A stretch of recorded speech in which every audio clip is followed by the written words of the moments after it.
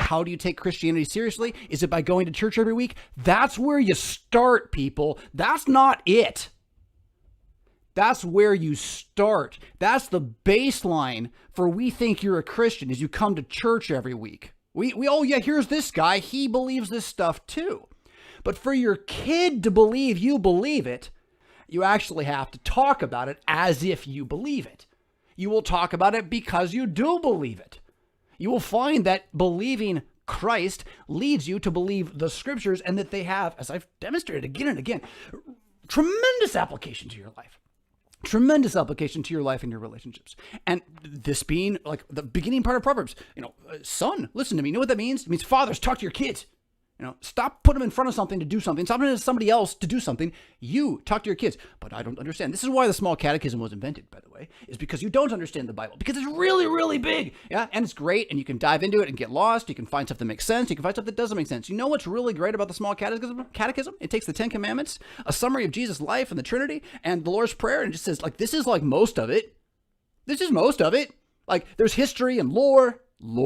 Let me tell you the lore. There's history and lore, but when it comes to what to do today, son, let's see, Jimmy, what chaos has come upon us? I see. This is the great evil that is lying. Let us talk about how thou shalt not lie. What does this mean? It means we not speak harm of our neighbor, but instead try to protect his name, right? And if you do that with the 10 Commandments and the Creed and the Lord's Prayer, just a little bit at home, I'm going to tell you, it's going to do more than Sunday school. By more, I don't mean like it's a close game and each makes 3 baskets and it's like that 6-4 junior high girls basketball game, right?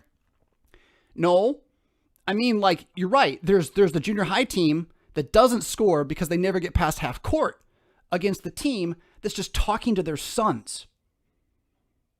So this is what I'm talking about when I'm like, we believe the Bible. No, we don't. No, we don't. We believe ourselves. We believe our history and our tradition. Do we believe in Jesus? Yes. But have we put in his altar all manner of false teaching and cult? Yes. And unless you're checked out in the 80s, or you're Amish, I'm not sure you can be well, not me.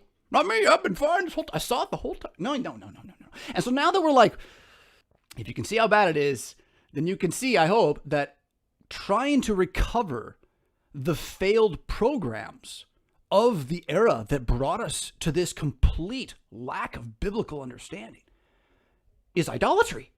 Straight up.